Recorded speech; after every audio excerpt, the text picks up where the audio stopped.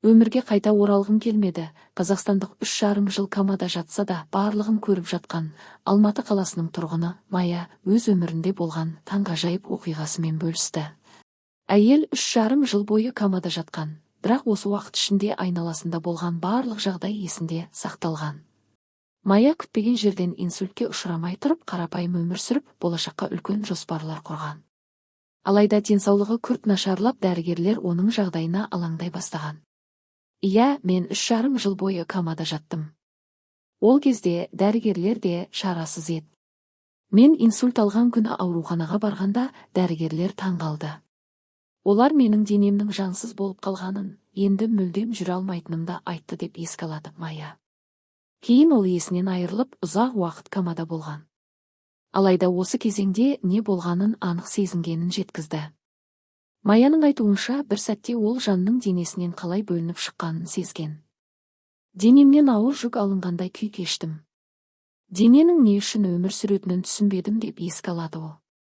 Майя өз денесі палатада жатса да, айналасында не болып жатқанын көріп біліп тұрғанын айтады.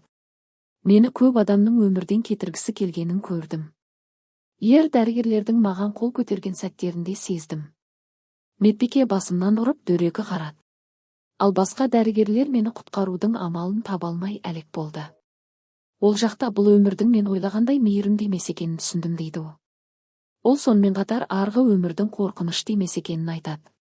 Ол жақта уақыт пен кеңістіктің шектеуі жоқ екен.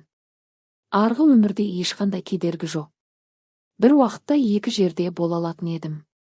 Егер біреу мені есіне алса, мен сол сәтте оның жанында болатымын. Мұны қалай түсіндіретінімді білмеймін дейді Майя. Әйел ең қорқынышты сәтінде айтып берді. Менің өз денеме қайтып оралған сәтім ең қорқынышты кез болды. Ауыр жүктер қайтадан иығыма артылғандай сезіндім.